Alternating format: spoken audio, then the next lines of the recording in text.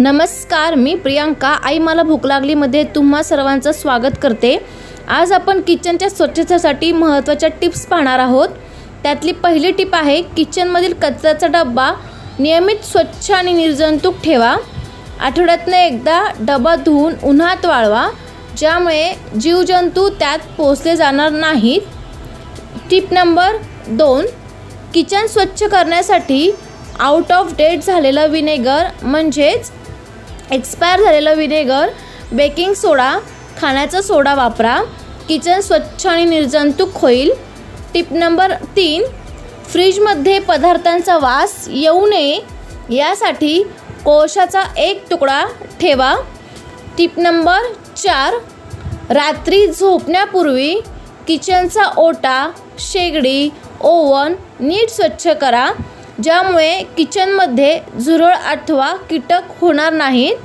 5वी tip आहे, किचनमधील लाकडी सामान आणि लाकडाच्या वस्तू स्वच्छ करण्याआधी लिंबाचा रस अथवा विनेगर वापरा.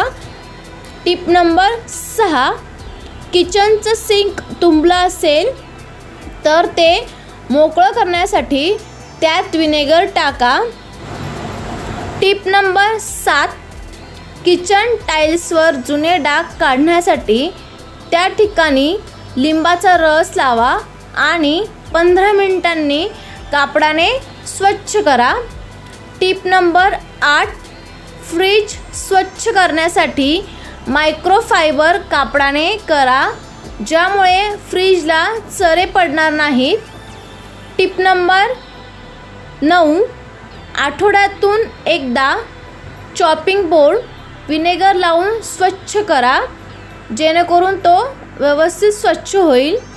टिप नंबर 10, चाकू आणि धारदार वस्तू नेहमी एकाच ठिकाणी ठेवा. जर तुम्ही या वस्तू पाणी असलेल्या ठिकाणी ठेवल्या तर गंज पकडून त्या खराब होतात.